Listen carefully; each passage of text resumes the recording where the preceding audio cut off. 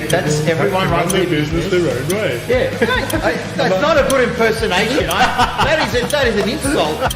I don't fart, mate. Mark, come say bye. Bye, Mark. Keep it simple. Wait up.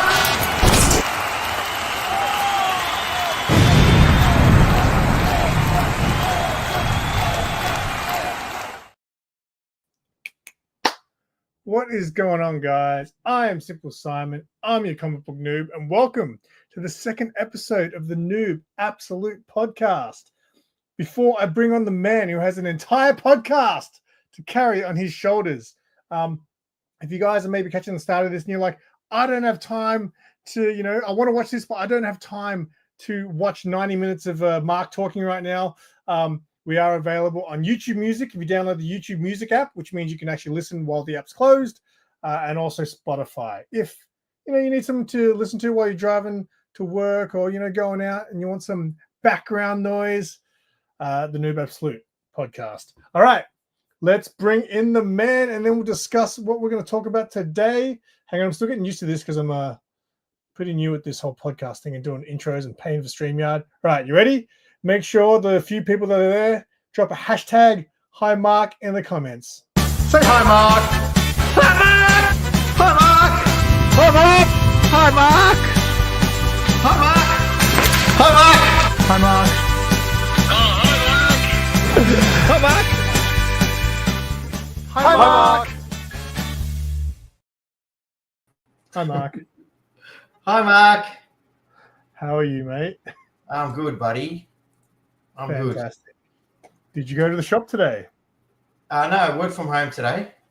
Work from home today. If you guys haven't seen my latest vlog as well, I featured Big City Comics. I was about to say for the first time, but not really, but kind of. We talked about, how to actually shop at Big City Comics because, it's a new experience now. It's the third generation of Big City Comics. 3 generations. It made me laugh how you before you introduced me, you said, excuse me, guys, I'm quite new to this. It's the NOOB Absolute Podcast, buddy. I'm new at everything. You're new at everything. It's like I was born yesterday. Like you were born yesterday. So, topic today is something I guess we've touched on in the past, but we've never really... Hang on, I'm going to do what I always do. Oh, what are you doing? Is give you a bit of a punch. Oh. The other way. Sorry. Oh. The other way. That's it. It's going towards you. Hang on. Right. Yeah, go. So, we've done maybe 2 or 3 episodes in the past, which was kind of like a comic books for beginners, comic books for noobs kind of guide. But we've kind of always incorporated comic books as a whole. So, what are the 2 types of people, Mark? Collectors. Yes. Yep. And readers. That's right. So we're not going to be talking about Thanks. You taught me that. You taught me that, Mark. Yeah, taught me everything I know. Thanks. So we're going to leave the collecting side of comics out of this altogether. Today's purely about reading, so we'll probably lose a few views from that. But I feel like most people, when they get into comic books, start out reading. I feel like, I don't know if I know anyone who jumped into the hobby just to collect. I feel like everyone, or majority of people, started reading first. I would think anyway. What do you think? Yeah, absolutely. I totally agree with that. I think that is a good assessment, because I find that most people who get into it to collect or to flip, very rarely do they stay in it for long, because they realise that they don't flip straight away. Flipping is not a quick process. It's okay. Well, you know what? It's definitely not.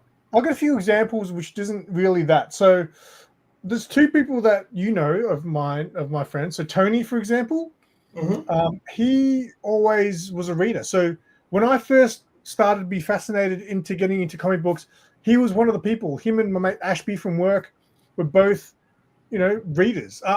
Tony more so, but Tony didn't buy physical books back then. He only read digital. Yeah. But he literally would be reading like new release books on the weekly, by downloading them.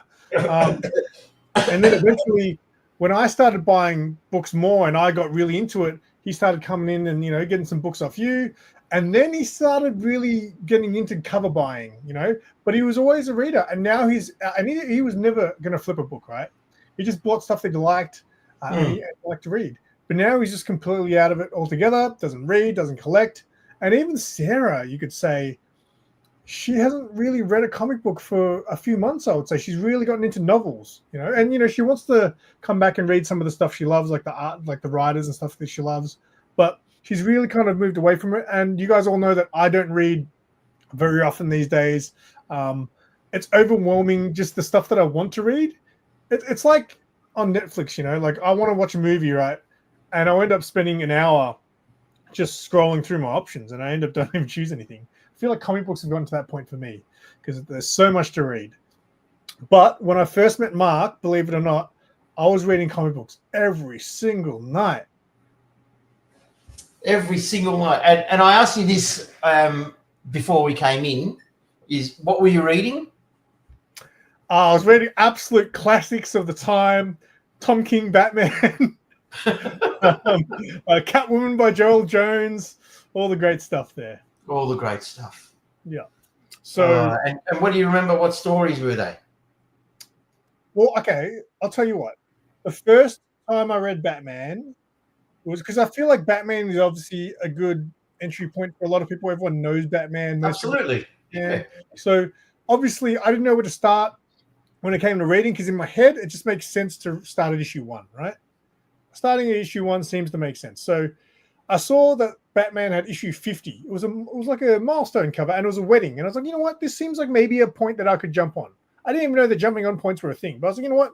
Maybe I can jump on at issue 50.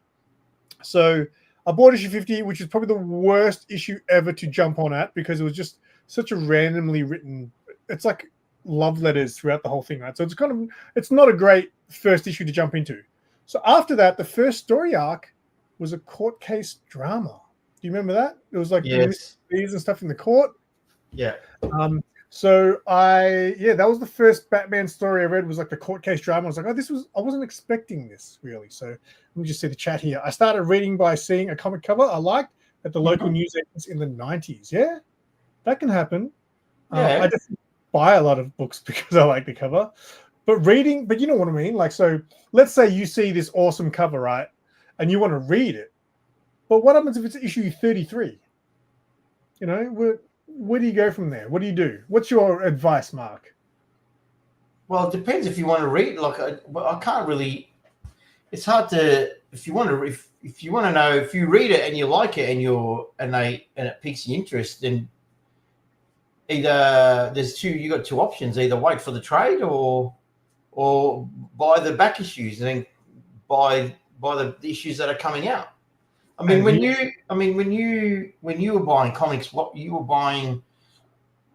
buying comics, when did it change for you? So when did it change for you from reading to buying cover buys? Okay, I'll tell you what. I was about to say, when did that change for you? On what you were saying just then, you either try to go back and collect the back issues or you buy the trades. Now, if your choice was to buy the trades, I would say you would go on to be a reader and be into omnibuses and trades, and maybe buy a floppy here and there. If you go down the floppy route and try to collect back issues, that's when you're going to slowly morph into a collector. Yeah, absolutely. I used to always. So I'll give you an perfect example. What's my favorite comic book series right now, Mark? Something is Killing the Children. So I remember the first time I saw that on the shelf. It was at Big City Comics. I think you were still pretty fresh at Footscray still. And it had this awesome cover. Issue number 5. Shout out to Unruly Simeon who AOK'd me that this year. Issue number 5. I thought that looks cool. It's got Erica Slaughter jumping up in the air with a big machete. The title, Something's Killing the Children, sounds cool. This looks really cool. But you know what? I'm gonna, you know what? Not even the covers were enough to entice me back then, Mark. I was like, I don't want to have to try to go back and get issue 1 to 4 to read this. So you know what? You regret it now, don't Oh, hell yeah, I regret it. I never regretted anything more. And that's the collector in you, mate. That's what that is. So when did it switch? When did it flip for you?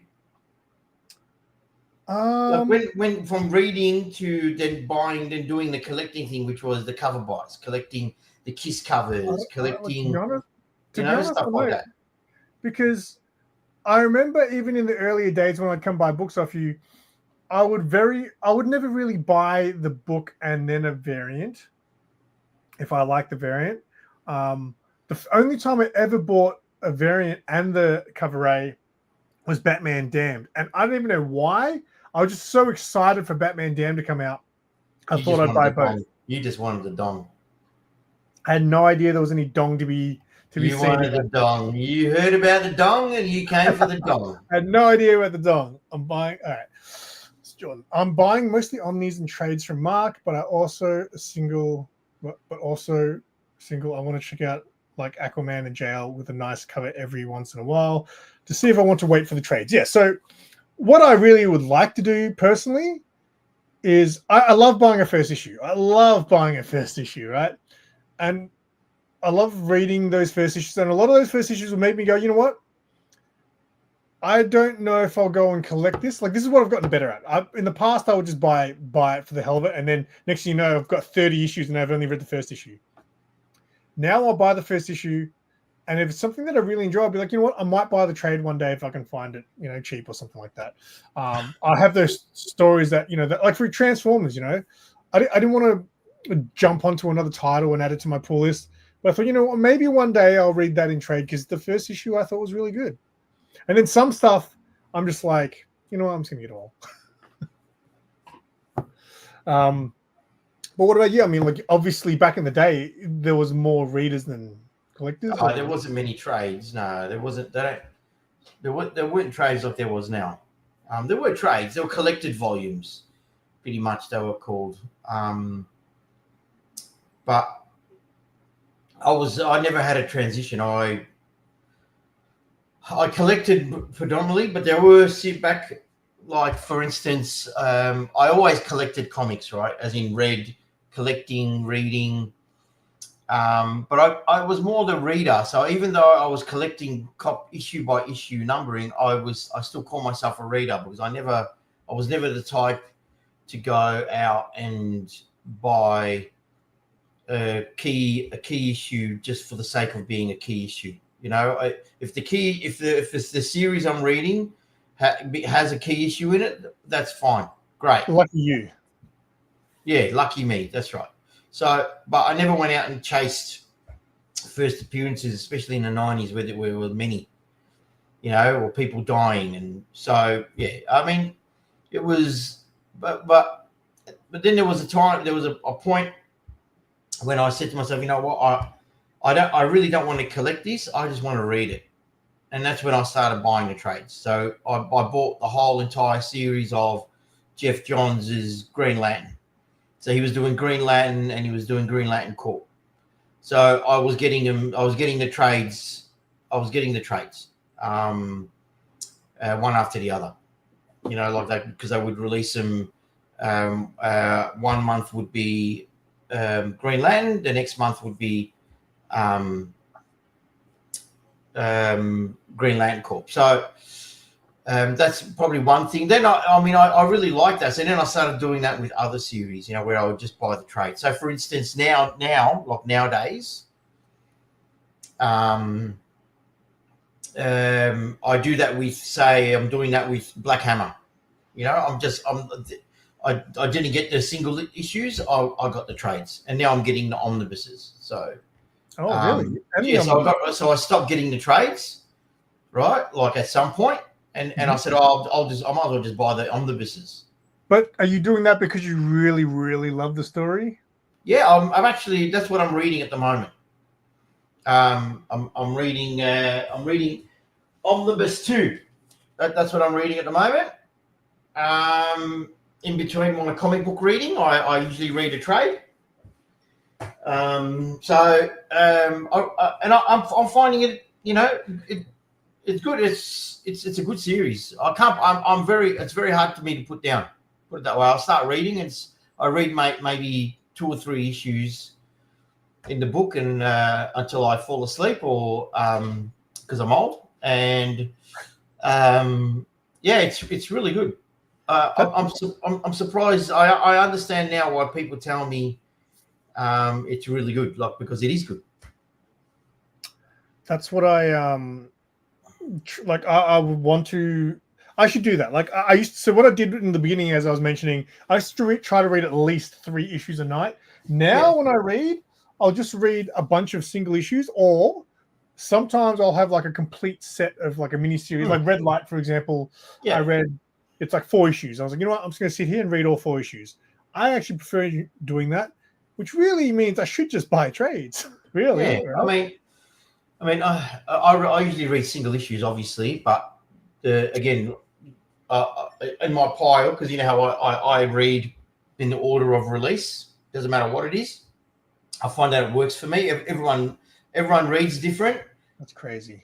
So what Mark means by that, collects different. What Mark means by that is he's obviously months behind on his reading. So let's say he's up to May this year. I'm way back past that. He'll read all the issues from that month last year. He'll read all the issues from, say, November last year, and then next time he picks up, he'll pick it up from December. So, like, that's how behind Mark is. But it works for me. That's all. Just it works for me. Everyone's different. Sorry. No, that's all right. Like I just finished reading Chip Zdarsky's Batman, the Failsafe. No, that's where I got up to, and then I stopped reading it. How old is that? It's like 2 years old now. Is it? No, really? That was where I stopped. I don't know, but it's pretty. A lot's happened in between. 20s, I want to say, and they got up to it could be 2 years ago. No way, because literally that's where I got up to on Batman, and then I stopped. So that's how I read, and it works for me. And I am catching up now. Like I've got a lot more time, and I can read in bed if I want to. Whereas before, where I was living before, couldn't read in bed because the lighting was bad. I didn't have a good light, so I refused to read in bed. But I could read a trade in bed, but I couldn't read a floppy in bed because, like, you got to be very careful with the floppies when you're handling them. So couldn't read it in bed. Yeah. So now that you're, like, I guess, a comic shop owner and a veteran, I mean, you've been 7 years in 8 years. This is my 8th year. 8 years at Big City Comics. Looking at it from the outside, what do you think is the best way to approach reading comic books? Because I personally would say trades is better. Right? Look, these days, I think it depends on your lifestyle. This is what I would recommend to a customer is if you want to read a series of comics or you want to read a series and you have patience, you just want to read them, then you're better off probably getting a trade, especially if you can't store them. So when I say lifestyle, I mean like if you would rather put them on a shelf, if you haven't got a lot of room to put boxes of comics, then I would suggest the trade. And that's reading comics. There's 3 ways. There's 3 ways you can do it. You can either get the floppies, you can either get the trades, and then the third option would be digital. So it all comes down to lifestyle. What your life's like at the moment. Is it a busy lifestyle? Is it have you got a big house that you can store stuff? Would you rather paper in your hands? It all comes down to personal preference. I always suggest the trade first, especially for first timers, because they're easier to handle. They're easier to find out if you like reading comics. Not everyone likes reading comics. It's not for everyone. And it's more cost effective. So if you go and buy a whole series, which might cost you $150, and you don't like it, then it's $150 that you just blew. So it's always easier to get the trade and see if you like the comics. And if you do, then maybe you like the feel of a single issue comic. Or you can do both. You can do what Simon suggested: buy a trade, get the trades, and then maybe get the first issue of that series that you like. Just to get you started. There's many different ways. It's hard for me to say, oh, you should do this or you should do that. Everything has its place. Yeah, I would say reading, obviously, trades is the way to go, because so the way you do it, as you mentioned before, how you do it month by month, even though you're so behind, you still do it month by month. To me, when there were books that I was actively reading monthly, like, for example, Somebody's Killing the Children, I'd forget by the next month what happened in the last issue, which is why I like to let it build up. I like to read a few issues, which is why reading trades is actually great. I just don't do it. Correct. If you're going to, that's the point of reading comics month by month, is that you don't have to wait for the trade, but they're like a TV show, which comes out every week, obviously, but a comic book comes out every month. So you want to read what's going to happen next. And, if you're, look, I sometimes have trouble remembering what happened last time, but not that often at the moment. Not really. I mean, I used to, because my mind wasn't on it. I wasn't concentrating. I was thinking of other things while I was reading. But these days, not so much.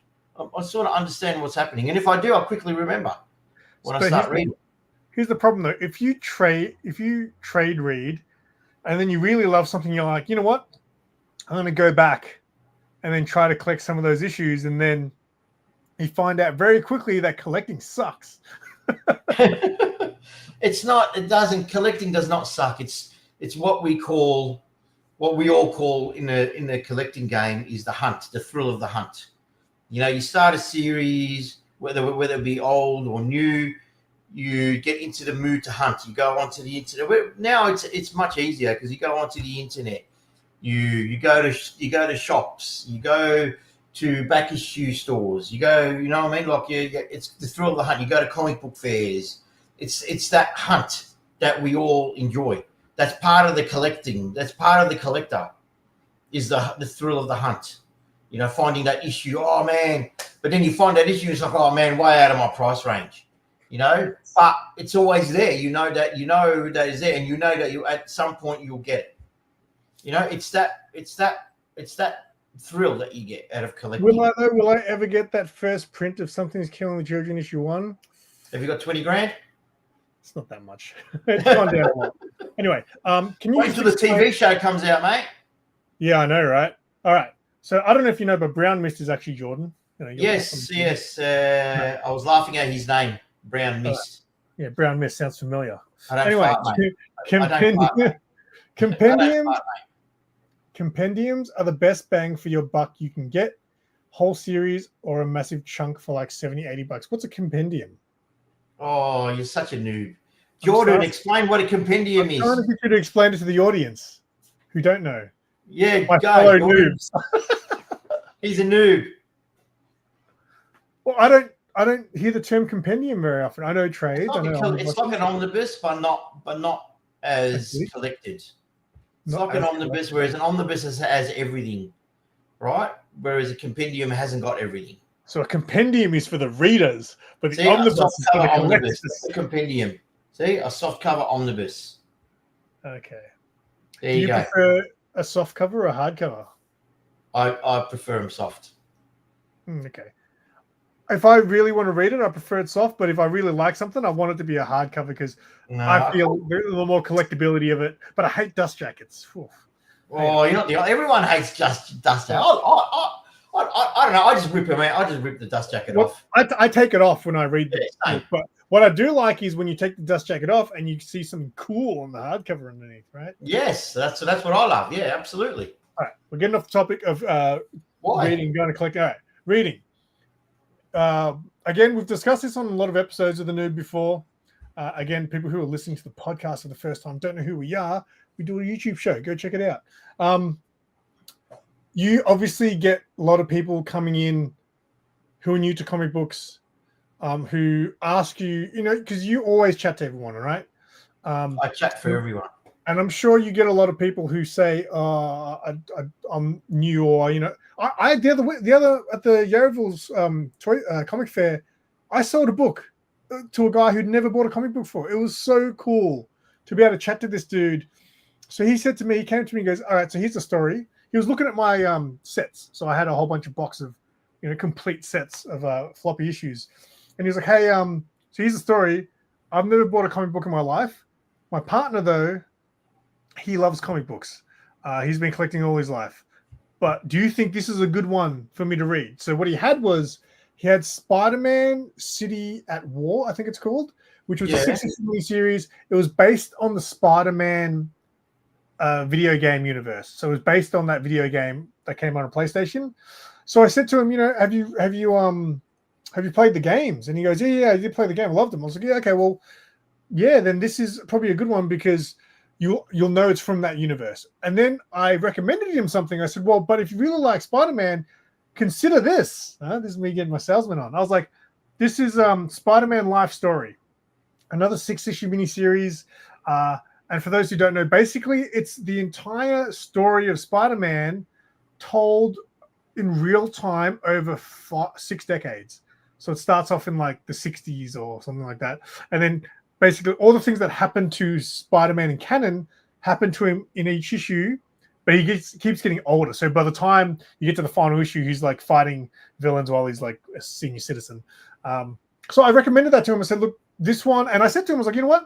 I didn't enjoy this book. Is that the Chip Zdarsky series?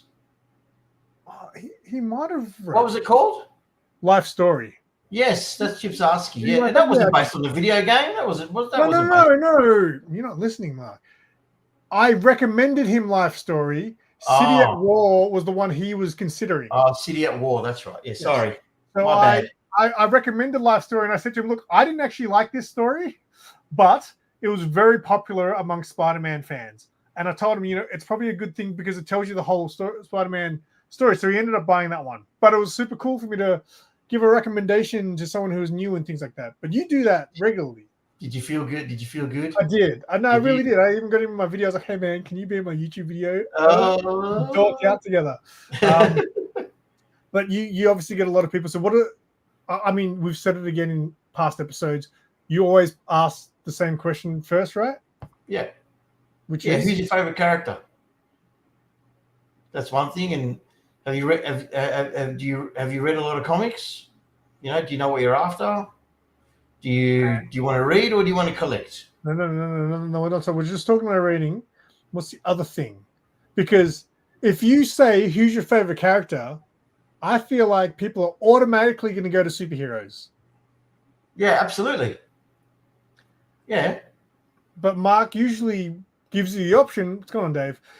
If you want to, do you want to get into superheroes or do you want to get into genres? Yeah, I tell them that too. I tell them that there's other stories other than superheroes. Are you into superheroes? Are you into horror?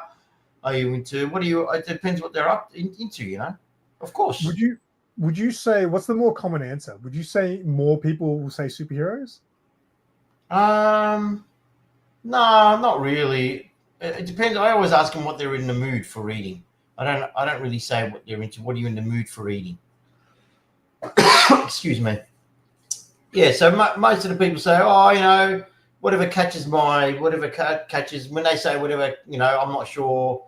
I'm not, I don't know. So I usually show them how, where all my stuff is, and I just let them go.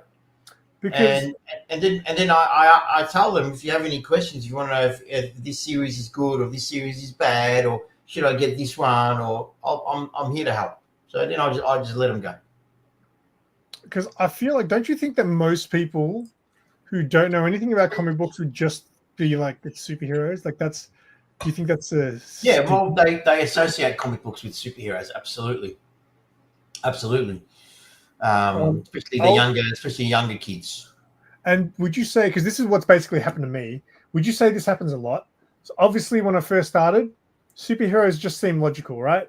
Yeah. So I got into superheroes. I was more of a DC person. I got into DC characters. I chose my favorites. I would try to read their stories more. Red Hood, Nightwing. And now years have gone by and I don't read as much, but I've really lost interest in superheroes. Like really lost interest. Just Yeah, that's fair enough. I mean, anytime I go to read something now, I'm going to pick indie. I can't even remember the last time I picked up a DC or Marvel book to read. Actually, I do remember. It was probably the new Red Hood series that came out earlier in the year, which is trash. But I think it's because of the stories weren't great. not to get off subject, Sorry. but look, no, I don't want to get off subject, so I'll try to stick to the question. So, I don't collect anymore. I just read, and that's what I've always done. So I still don't collect. Part of me, and if I do get a comic book, it'll be for the shop to flip, obviously, and I might get like through the store, I might get a retailer variant, or I might, when I'm ordering, I might see, this book has got a foil. I might order a couple of foils. Maybe I can flip them. That's business, but I don't do it for myself. Do you think the shop has influenced you to stop collecting now that you have a comic shop? Because I remember many a times when Mark, I see the stuff that Mark puts aside for himself, his pile, and often there would be, a book that was maybe, spec of the week or hot pick for the week, a book that everyone's after, and Mark would be out of stock, but he'd say, you have this one. And he wouldn't say it, but I knew he was giving me his copy. Do you think that having the shop has kind of influenced that?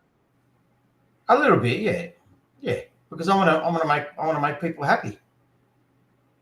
I want to make my customers happy, and if I can get, it doesn't, but like I've gone past the point where, I don't want to go past the point of, I don't want to go to the, I'm past the point where I have to have a first print. If I can, because I don't collect, I just read now. So if I just get a second print or a third print, it doesn't bother me, because or just the trade even. I just want it, or just the trade. So, like for instance, like at the moment, like I'm collecting, I'm collecting the Last Halloween, Batman Last Halloween. Right? I want to get all of those books because I want to read them, and I want to add to my collection of my Last Halloween, even though I've got them in trade, those books in trade, and I've got them, not trade, I've got them in single issues. So I want to keep going with those single issues, Dark Victory and Long Halloween. I've got them in single issue. So I want to continue having those in single issue. And that's probably where my collecting comes into it. You know what I mean? But if you had to give advice, like, would you tell someone, like, I would say to people that I did it wrong.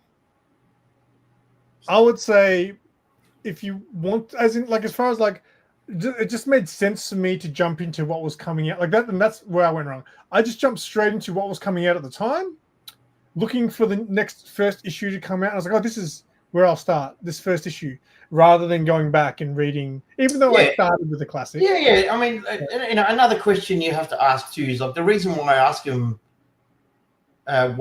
who's your favorite character is so that at least they can enjoy reading someone they like, like a character that they enjoy reading. I'm not gonna, if they're not a Batman guy, I'm not gonna push Batman onto them. That's why it's the first question I ask. What happens if they don't like? I mean, like, if they're not into superheroes, then they'll say, "Oh, I'm not into superheroes." Have you ever asked that question? Who's your favorite character?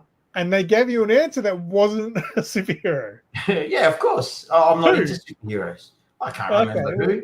So I can't remember who, but yeah, I've had that. Like, I'm not into superheroes. Okay, well then I sort of explained to them that there are other type of books, other than, there are indie superheroes. If or I say, they say to me, I'm not into any of those normal superheroes, and I explain to them there's other superheroes that aren't the main characters. There's indie. I call them indie superheroes. So I sort of lead into the whole. Then that's when I start leading into.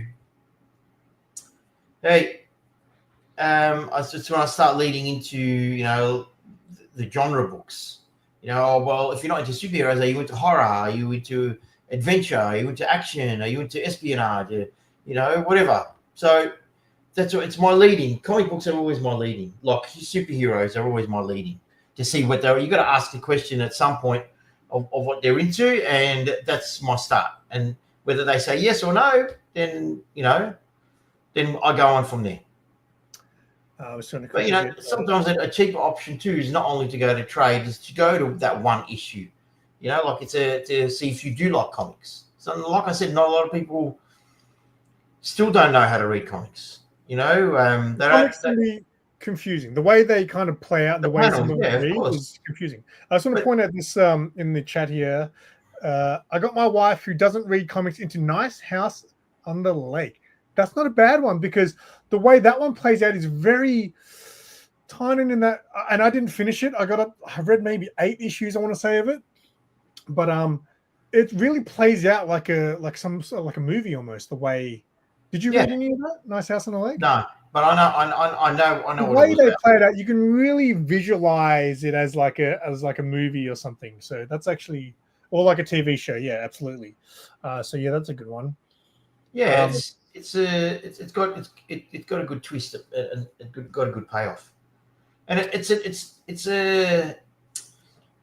not all comic books are superheroes, absolutely not, and some of them are like TV shows or like movies, and why shouldn't they be? But a lot of people read comics in the sense of you got to see the collaboration between writing and art. And back in the day, I think we were talking about this on the latest thing that we filmed about art. The old artwork was more expressive compared to nowadays, and so when a character is expressing his anger or his sadness or his happiness in the art. In that context, back in the 70s and 80s, the artwork, the artists, they put more expressions, more expressive into their art to put the text, to put the chat bubbles in context. Whereas I find that these days they don't do that a lot. They do it, but not a lot. Not a lot of artists get it. That's that. I find that the panels these days are more like that every panel has to be a work of art, Not always. Not always. I'm not saying every comic, but there's no expression sometimes to the panels, and doesn't make sense with the context that they're putting it in. All right. I'm just going to point out another errand in the chat. This is a great segue, by the way, because I was literally about to bring this up. So I really like comics from larger universes. For example, Star Trek and Star Wars add so much detail to the greater universe. I literally was going to bring this up. So when people are unsure, is another question you would ask is like, are there any movies or franchises you like? Because IP comic books are literally a genre on their own, right? Yeah, I've got a whole section of it. Call it my franchise shelf, and there's a lot. There's a lot of them. Because I think people don't realize. But obviously, the two big, Star Wars, Star Trek. You've got Dune now. You got Dune. You got Predator. You got Alien. Oh man, you've got Ninja Turtles. You got even Ninja Turtles, even though it started as a comic book, it's just gone extravagant into other parts of the media. Transformers is another one. Started off as a cartoon. G.I. Joe started off as a cartoon. So yeah, there's heaps. There's a massive amount. Back to the Future, Ghostbusters. There's heaps. How well do Star Wars books sell? It depends on the character. Depends on the story. They don't sell as much in floppies. They sell more in trades. Like, just because so many people love Star Wars. I mean, obviously a lot of people don't love Star Wars right now, but do the comic books get a similar, like, what kind of reaction do the comic books give Star Wars fans? Because obviously all the shows that are coming out now are really upsetting Star Wars fans. How do people react to the comic books? Not all Star Wars fans. Some Star Wars fans like them. Absolutely. My mate They're Stu not- loves they're not- everything from Star Wars. You know why? Even the stuff that's crap. He goes, you know what? I just enjoy being part of this universe and going along for the ride. So, and that's how I try to look at it. You know what I mean? Because I like to say that, you know, I'm fairly new to Star Wars. I mean, obviously I watched it when I was a kid, but I didn't watch all the modern stuff. And now I just enjoy being part of that universe. I'm going to try and just keep my my temper down. This is my Star Wars. Yeah. I don't know. Look, I find that it's not. They're not. They're not actually. They're not actually making Star Wars for the people who love the original trilogy, the legend. Yeah, exactly. Absolutely, Jordan. I totally agree. So you know, it's hard. Star Wars is it's a hard. It's a hard genre, believe it, because it's an open universe. You can do whatever they can do whatever they want. It's their universe. I'm not a gatekeeper. They can do whatever the hell they want. They own it. But it's up to me whether I want to like it or not. That's my choice. But you used to read Star Wars back when it was on Dark Horse, yeah? Absolutely. Now, that was before the prequel movies came out, right? There was, yeah. Yes, they did a lot of stuff before the prequels. They did a lot of stuff. They did a lot of stuff before the prequel, you know, the Dark Horse, and which is, but they did a lot of stories after, like, you know, maybe 100 years after Return of the Jedi, and you know, stuff like that. Was that stuff considered? Because I know it's not now, because Marvel. It's not now. No. Was it considered sort of part of lore and all that? It was. That's cool. It was. It was. Everything went over George's desk. George had to approve everything. Oh, really? Yeah, absolutely. Whereas, and then when they did the prequels, then they started doing an ongoing. So they started doing ongoing Star Wars comics, Dark Horse, and it was straight after the events of Phantom Menace, and that's when I started collecting them ongoing. Whereas before it was all mini series. Yeah, I just think that a lot of the stuff that I'm ordering now, like, I'm probably more interested in the IP titles again now than I am with the main superhero. Yeah, me too. Like, I'm really loving stuff that, like, Dynamite is doing a lot of IP stuff, like a lot old cartoon. 90s nostalgia. Thundercats and Space Ghosts and all that, which I'm finding very hard to get here in Australia, probably because of copyright. Gargoyles is another one. They're doing a lot of that, and I love it. Yeah, they're doing that. Mad Cave, I think, is doing Gatchaman, which I'm collecting, or which I'm getting, and so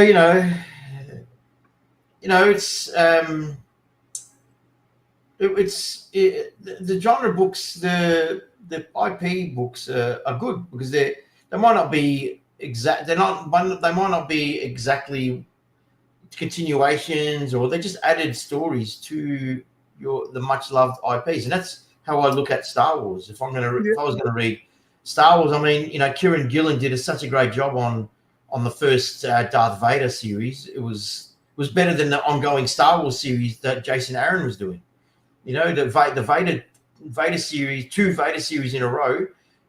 Kieran Gillen did the first one. I can't remember who did the second one, but they were great. They really brought out why Vader was feared in the galaxy. By the time you see him in New Hope, everyone, you had this status that you don't fuck with him. And so and that's what I was always wanted in the prequels, to see why Vader was so powerful and feared, and the comics gave us that. So that's the expansion of that character. They did that in comics, which I thought was great. Absolutely. Yeah, I'm surprised the IP comics just don't do better, because because when you love like some IP franchise that's just like a movie, it's like you've only got that movie, like you've only got those 3 Alien movies or whatever, and then there's all this other stuff. I just think, like, I just think that the writers of him really need to pay attention to, like Dave was saying up here, how George would have to veto certain stories so it didn't break canon. I That's just think there needs to be more of that discussion, because like I feel like DC don't do that anymore. I feel like it was something in the past where I think when Dan DiDio used to be at DC, I think that was a thing. I could have sworn, he would like get people together. Right, so this is going to happen, this is going to happen, but we can't do this because it's not going to make sense here. I feel like that's just not a thing anymore when it comes to. I think it is at the moment. I think they've learnt their lessons. I think they I think with before with the coming of All In, then there was what was the other one before All In? Dawn of DC. Yeah, Dawn of DC. I think they started doing that at Dawn of DC.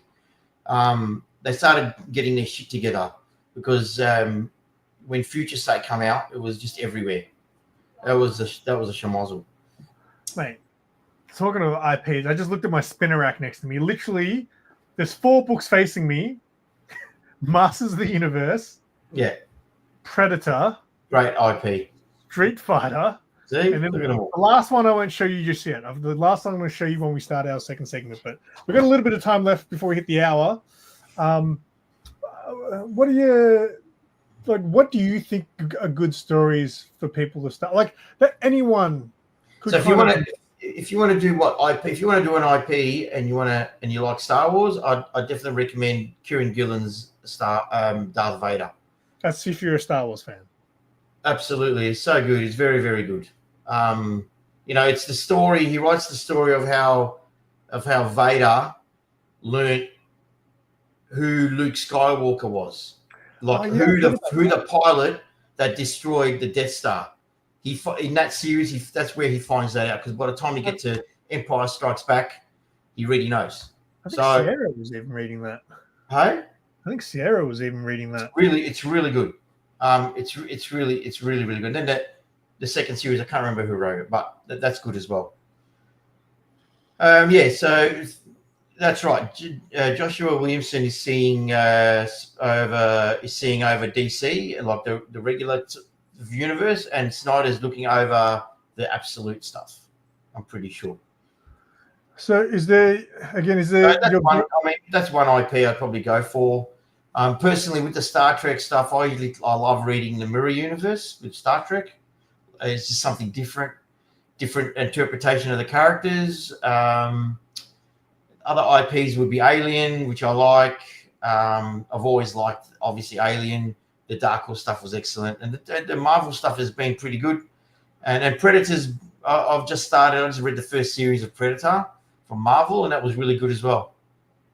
Is that? I'm not a fan of the Alien versus series that they're doing, or Predator versus series in the Marvel universe. I'm not versus the Avengers. Get out of here. So, well, they're doing a Predator versus Spider-Man. I'm not a fan. Yeah, you liked the Wolverine one, didn't you? Oh no, I haven't read it. I will get it because I like Wolverine, but I'm not a fan. I will read it. It's in my pile somewhere, but I will read it. But I'm just not a fan. All right. So what about, like, what are your go-to titles? Again, being that you own a comic book shop, what are your go-to titles when it comes to superhero? Like something that you could just recommend everyone that this is a great story. Anyone should be able to like this. Well, I've said it before, and anyone who knows me would know what I'm going to say next. Do you know, Simon? Hush. Anyone in the chat know? I'm guessing Hush. Yeah, see? Hush, yeah. Absolutely. Hashtag Mark Guy. Absolutely. Hush was great. So I remember I only read Hush a few years ago. We did a video when I first read it. And you know what else? Not only was it obviously the first time reading Hush, but it was the first time reading a book that had Jim Lee interior, which was fantastic. Yeah. So it's the art. Yeah, the art is nice candy, but the writing is awesome. It's got everything. That book has got everything a comic book should have. It's like my go-to. Like, you know, it's like James Cameron's Aliens. It has everything. You know, it has a love story. It has it has sadness. It has heroes. It has crime. It's got horror. It's got everything. You know, and it's not It just has Batman in it. That's it. That's the only thing that makes it a superhero book, and Superman and all the Batman villains and all the characters are in that. But it's not a superhero story. That's what I'm saying. You know, it's very, very good, and I'm really looking forward to the sequel that they announced. I hope it's good. I'm willing to bet money that it's not. Yeah, well, it's the first issue is Batman 158. Really? What's it called? Batman 158, Hush 2. Hush 2. They're calling it Hush 2. Yes. Because they can't come up. They can't because even though they're writers and they're creatives, that's the most creative thing they can come up with. Let's do a sequel 20 years later. They did a sequel. They did a sequel straight off afterwards, but it wasn't coined as Hush 2. They called it Hush 2, but they did at the time the continuation of the Hush character. It was all in I think it was one of the Batman spin-off books at the time. I can't remember, but they did like the Heart of Hush, and yeah, which were really good. Put it this way, they were really good. He kidnaps Catwoman, he cuts her heart out, puts her on a machine so he keep her alive, and he sends her heart to Bruce. It was like, whoa, what the hell? So I hope they have that level of intensity in it, like do something that would just blow your mind, good storytelling, thought-provoking. I'm not around anymore, mate, so come on, man. I'm hoping. But yeah, so Hush would be the first recommendation I would always give people. Just a quick off-topic question. How did you react to how they changed the ending of the animated Hush? I was disgusted. Doesn't exist in my world. Okay. I always tell people, do not watch that. Read the book. Give us some genre books that you think are good recommendations for anyone to get into. Transformers is really good. I think Transformers for anyone though? Yeah, the Skybound Transformers. Yeah. As in the current one that's out. Yeah, I think it's not for kids. Absolutely not for kids. It's for the adult child who watched the cartoons in the 80s. So that's not anyone. I'm saying, like, what are some of the genre books that someone who comes in, I don't know where to start, man. I'm not into superheroes. Give me a recommendation. So a genre book, you mean? Yeah, like Saga, for example. Yeah, I mean, Saga would be a good one. I mean, it depends. That's a good question. Saga is like if they're into that kind of book. Depends. It depends. We'd have to suss them out more. You'd have to ask a lot of questions. With Saga, you just have to show them the opening panel and say, "What do you think of this?" No. And they might not. They might, that's not my thing. All right, cool. I would probably recommend a Rick Remender book. 7 to Eternity. If they were doing crime, if they wanted a crime book, I'd show them Criminal. If they wanted a sci-fi with a bit of heart, I'd give them Descender maybe. If you want a bit of crime and supernatural, I'd probably go the other. I'd probably go something like. What's that other Ed Brubaker book? Live and Let Live? No. Live and Let No. Anyway, I can't remember at the moment, but there's heaps. There's heaps. You can recommend if they wanted some high school drama with a bit of action. You could give them so many. There are. When Image made the move to go from indie superheroes, which was all the 90s stuff, like Silverhawk and Gen 13, they made the move to go into genre books, horror, action. When that happened, that scene, just that company exploded because you had horror, you had sci-fi, you had everything. You had Walking Dead, so you had Invincible, which was an indie superhero emerge. You still had your Spawn books and your Savage Dragon books. They were still coming out, but surrounding it, you had these other books that were just amazing genre books, sci-fi, horror, crime, you name it. It was just so it depends what they're, and that's what I would recommend. Depends. I'd give them more than one recommendation. Then I'd let them read the back, let them decide for themselves. So something I noticed that you do when you have parents bring in their kids, and you've got little kids sort of section that you sort of recommend books from, and I find a lot of times the kids are like, no, I want this Spider-Man book. Like the other day, that's 100%. They do that. You've always got to you've got to be aware though of those, because there's probably going to be some Spider-Man stories that aren't suitable.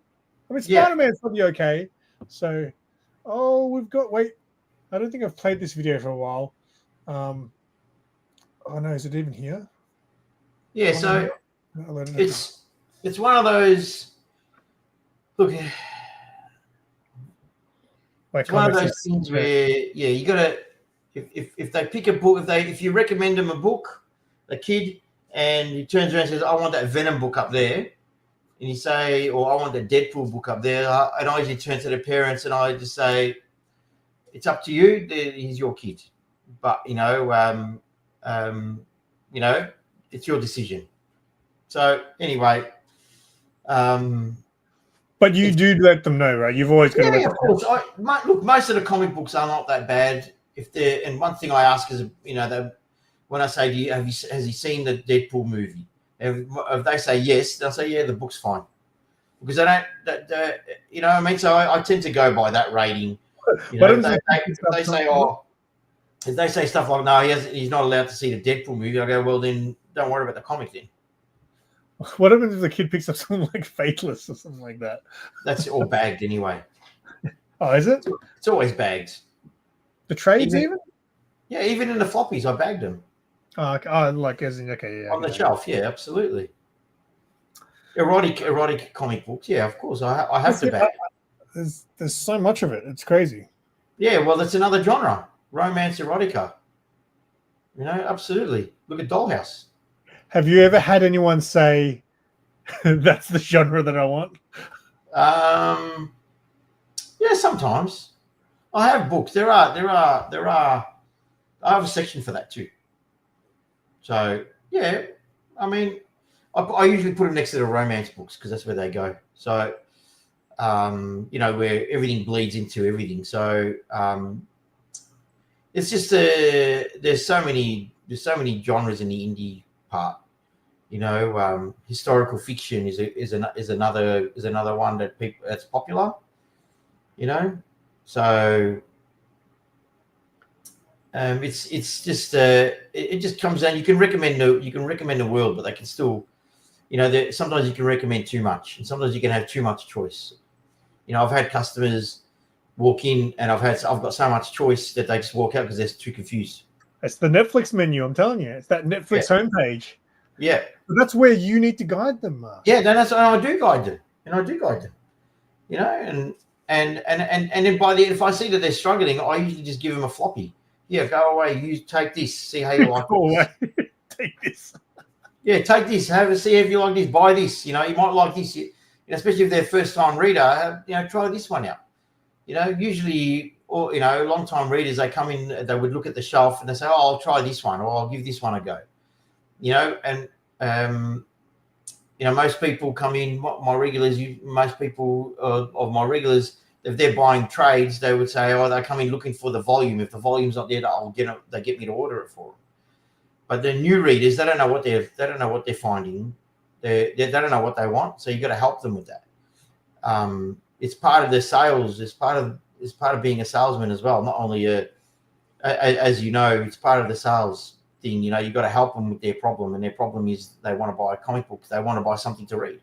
So you got to help them. You got to ask them as many questions as you can to see what they're into.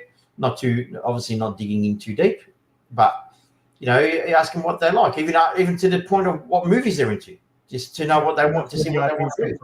Or sometimes it's more important to find out what they don't want to read or what they're not into. So I'm all about that. All right. Well, you know what? We hit the hour right now, 1 hour. So maybe you got anything else to add, or do you want to move on to the next topic that will fill the next 20 to 30 minutes with? Next topic. All right, next topic. So hopefully anyone watching or listening, hopefully that gave you some, advice from a noob and a master. All right. So this is a new segment. So last time, the second segment we did was a segment called Retro Movie Talk. Some people liked it. I got some good feedback. They're like, I want some more retro movie talk. So this is a different... People buy that for $1? This is a topic that's different, but a segment that's different, but similar in a way. So the segment is called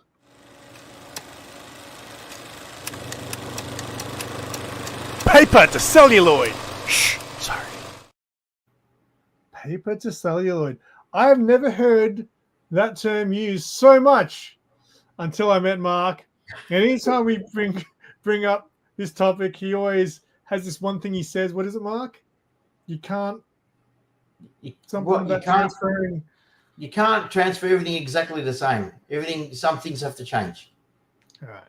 So the title that we're going to be talking about today, briefly, to finish off today, is, I don't know if you saw, Mark, that I picked this bad boy up. Oh, wow. Yeah, baby. Wow. So the we're gothy talk... you. I know, right? It's a third print, but still, I'll take it.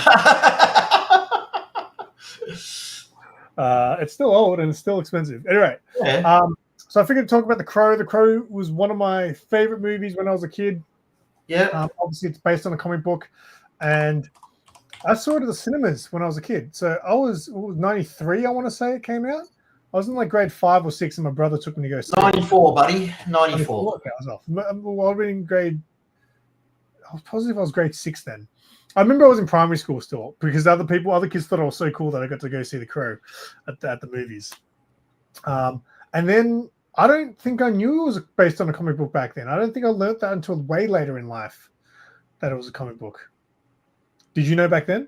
Yeah, of course, absolutely. Oh, and I was excited to see, Brandon Lee play it. And I was excited to find out that Brandon Lee was going to be the Crow. I remember seeing the trailer. So I remember when Brandon Lee died, because he got shot on my birthday. So he was on like the front page the day after of the newspaper, Herald Sun, that he'd been shot on set. And then I think it might have been that. No, it can't have been. I remember in the Thursday Herald Sun, there used to be a little section called Hit. And it used to be like the little... Yes. Right? Yeah. So I wish I kept it. How good would it be if I kept it? I remember seeing The Crow in that. And they did a whole thing about The Crow and obviously Brandon Lee passing away and stuff like that. And I got excited because aesthetically I was like, this looks so cool. You know, you get in that age where you're about to become a teenager, things like that just look super cool. And then the movie, absolutely. So you're going to cover. You've read the book. I read the book a couple of years ago. Yes, and I've watched the movie. I've never read the book, but I've never read the book. But you've sold it, and you've surely flicked through and seen the art in it. Of course.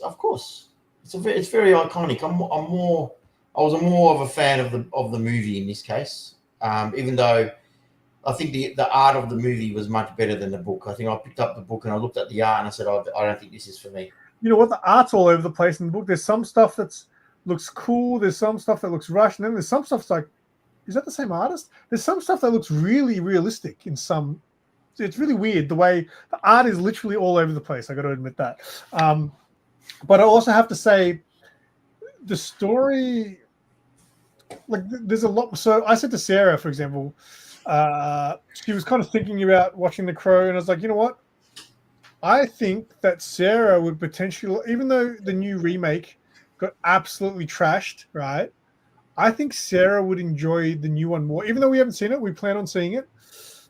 Because I think from what I saw in the trailer of the new one, it looks like it has a lot more Shelley in it, right? And in the comic book, there is a lot of flashbacks. In the movie, in the Brandon Lee movie, the story travels very quickly. It's a pretty well-paced film. There's not really much fat in it at all. In the comic book, there's a lot of fat, and then a lot of it involves them to the story with Eric and Shelley. So that's what I was saying. So you know what? I think you might like the new one more because I got a feeling they're going to focus a lot more on the relationship that they had. What's going on, Grey Man? Good morning to you. But yeah, that was the one thing that I noticed from the comic book that the movie didn't do. The movie was very rushed if you compare it to the comic. A lot of stuff in the comic book doesn't happen. Well, that's one thing that obviously they got a time restraint in a movie, and sometimes it's better that way. Yeah, but you get the idea of you get the idea. What I loved about The Crow back then is that you get the idea of the character through the flashbacks, right? So the character is called character development on the run. So you get the idea between not only the character he was, but it was more about their relationship and why he's enacting this spirit of vengeance, right?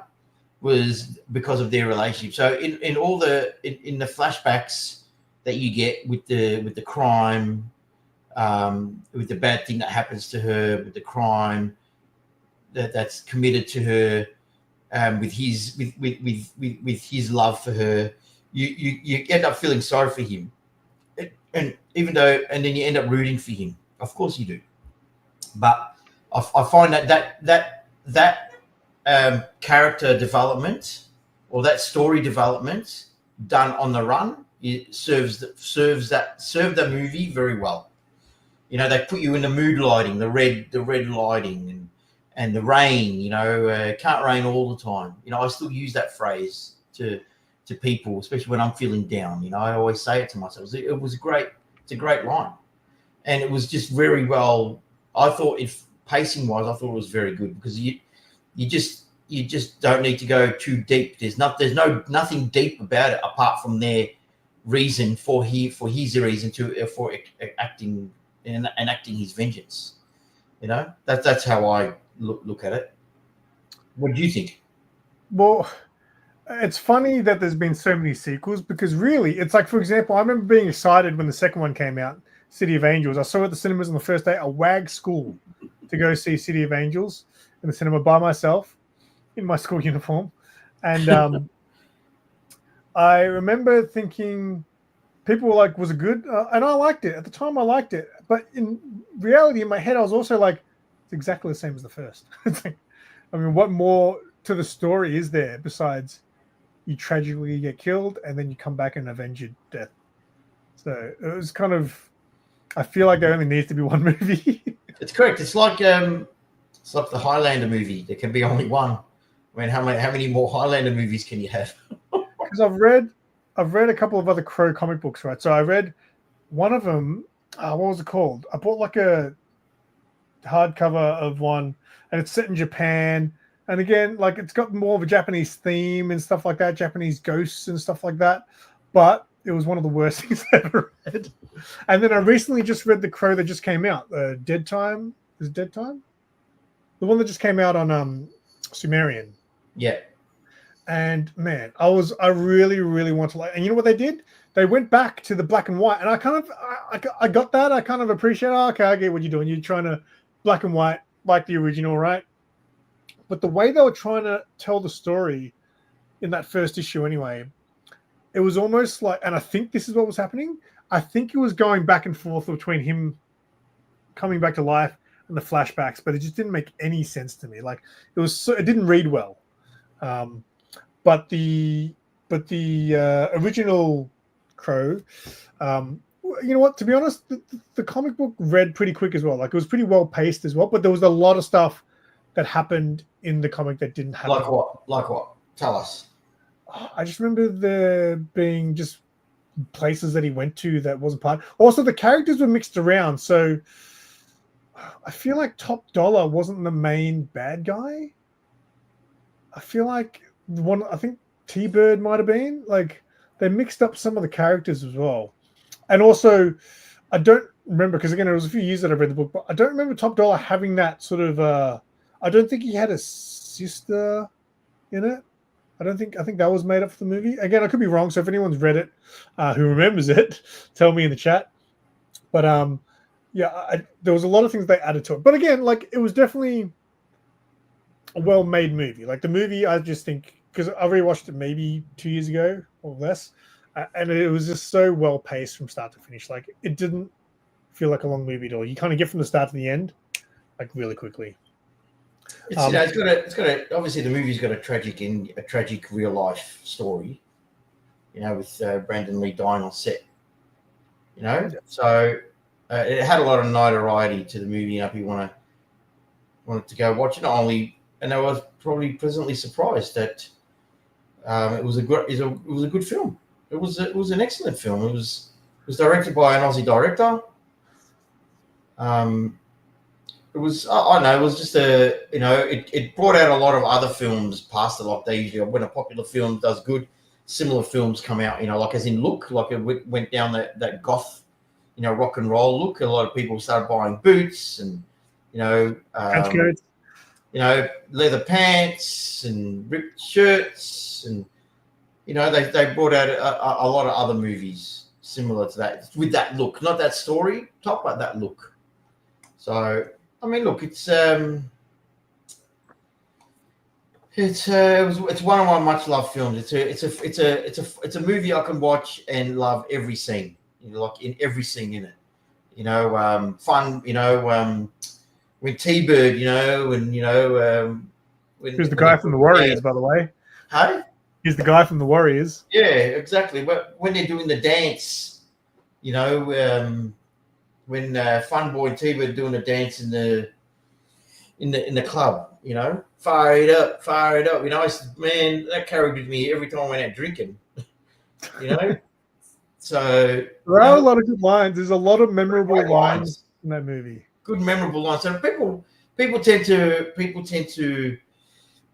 It is one of the books that I got to have on my shelf all the time. Like it's just one of those classics. The Crow. I was going to ask. Do you get a lot of people asking for it? Sometimes, yeah. It goes through its phases, just like Watchmen. I've got to always try and have Watchmen on the shelf, or V for Vendetta. Always got to have that on the shelf. Got to always have Hush on the shelf. So there's always these type of books you got to have on the shelf, and obviously The Crow is one of them. It's just one of those comic book classics. It is, for any shelf. And it's out in hardcover at the moment, but it's one of those books where the publishing rights tend to go from company to company, and it's not always readily available. So it depends what publishing company has it at the time. It's not like DC or Marvel or IDW, any of the big ones. It's always an independent, so they're really hard. Sometimes they don't print enough, and then they sell out really quickly. So. But yeah, when it's available, I tend to order at least one for the shelf and one for backup. I don't think I bought my copy off you because I think at the time because I needed it for Supernova because I wanted to get it signed by James O'Barr. You cheater! I got a feeling I ordered it off eBay because you didn't have it. Cheating red bastard! Probably couldn't get it. I probably at the time couldn't even get it. Yeah, so it's just wishy-washy. You can't. Sometimes they're hard to find, especially when they're being published by indie publishers. Do you have any intentions of seeing the remake? No. You know what, man? Here's the thing, and I did videos on it. Like I haven't watched it yet. I do want to watch it, and a lot of people obviously talked about it, saying leave The Crow alone. It doesn't need to be remade. And you know what? I'm not against remakes. Sometimes it's been long enough, and other times you can't remake. I feel like The Crow is a movie that's easily remakeable. I think it's a movie that's been long enough. It's been 30 years. This is The Crow. It's been 30 years, man. It didn't need a remake. But here's the thing. It still holds up. Yeah, absolutely. But it didn't need a remake, man. When I saw the trailer, I don't understand why people went crazy about the trailer because it just looked really violent to me, and that's what I want. Because they were probably paid to go crazy. I'm interested to see what it's like. I'm still going to watch it. Go watch it. I wanted to go see it at the cinemas. I was going to go see it with Bo from Aussieverse, but it was literally the third week of release, and it was no longer showing it. There was only one cinema. No, there were two cinemas that were showing it, and they just weren't at good times. It was like during the day when we had work and stuff. So, hey, Sean.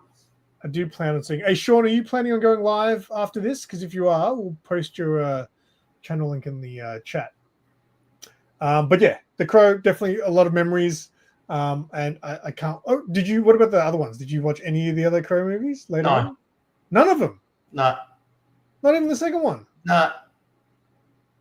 Jesus. It's like I've never seen Highlander 2. You haven't even seen Eddie. I mean, Eddie Furlong played the Crow.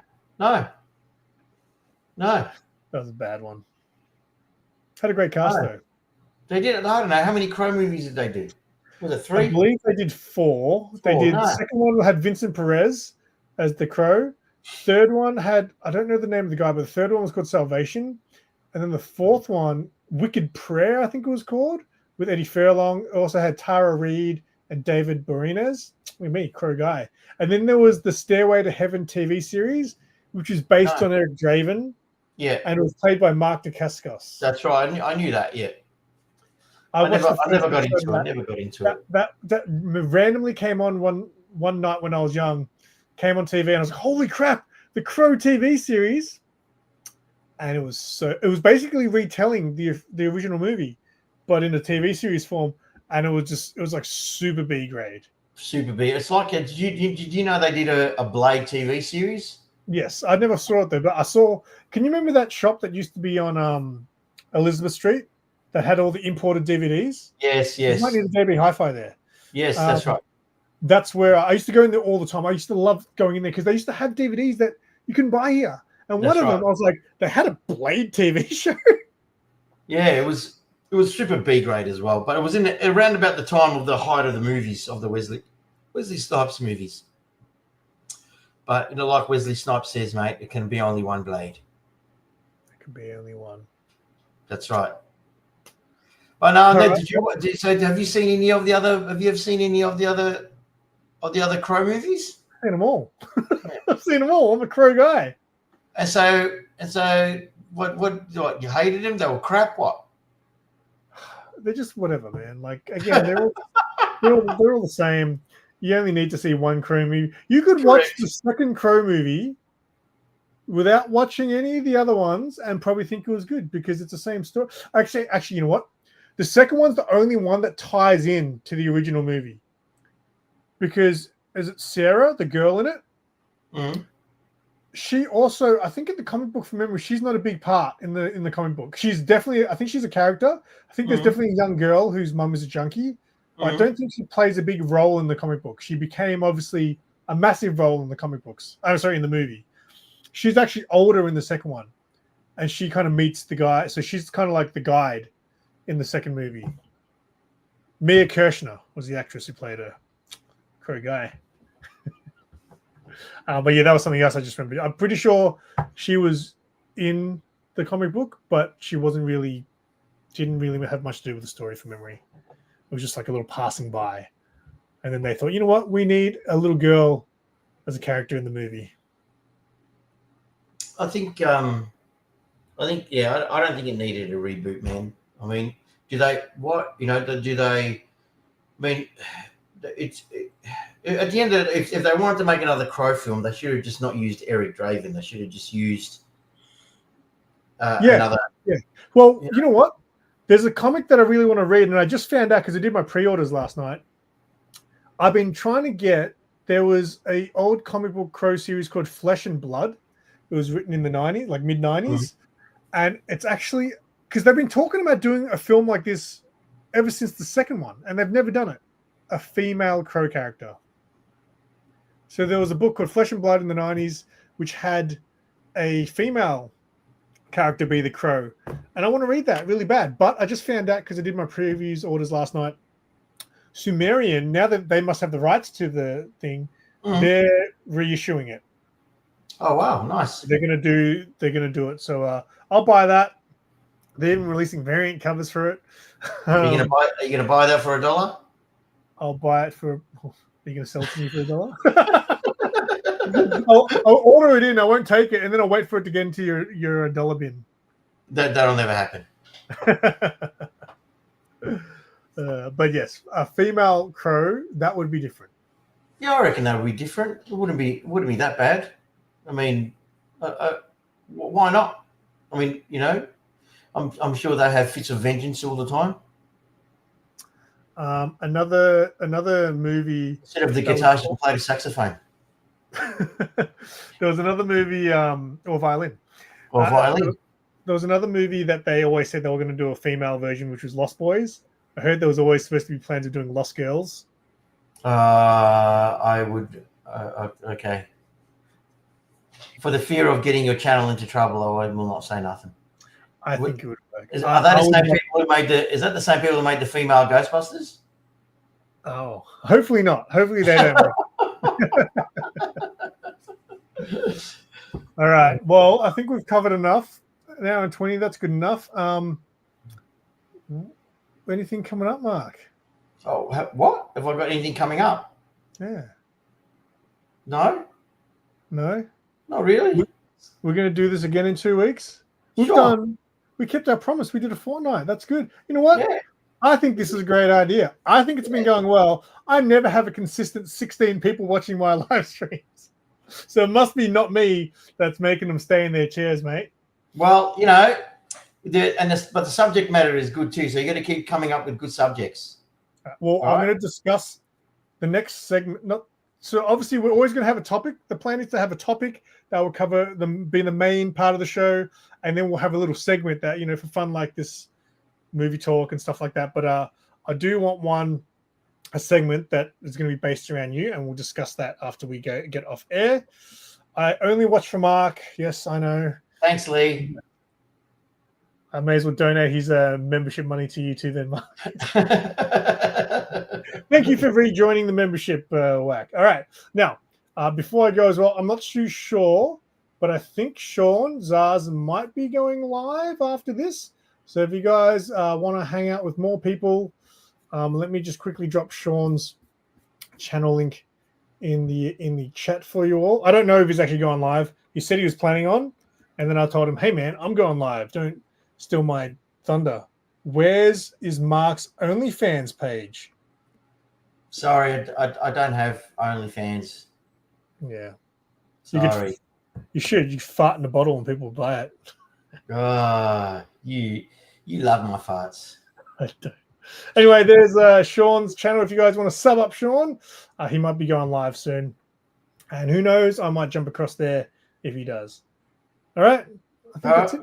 Again, if you guys are maybe catching the end of this and you actually enjoy this and you want to listen to the whole thing, YouTube Music, Spotify, have those apps, and you can listen to this. You should be on Cameo too. That's a good idea, Mark.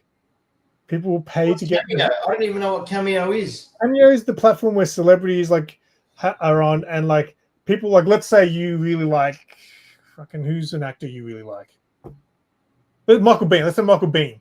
Let's say Michael Biehn is on Cameo. I can pay for his Cameo, and he'll send you a video message. Hey, Mark. Hi, Mark. It's Michael Biehn. I just want to say happy birthday. Oh, okay. That's what Cameo is. Oh, I'd love Schwarzenegger to do something like that. Schwarzenegger would be like Cameo. That'd be too good. Hey, hello, Mark. Thank you very much.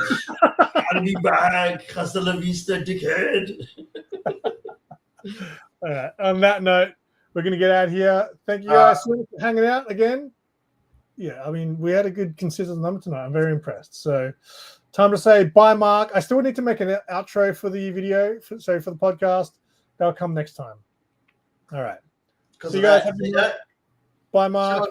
Show us your muscles. I don't have any muscles. They're so of course you don't. All right. Next week. Bye. See ya. Bye.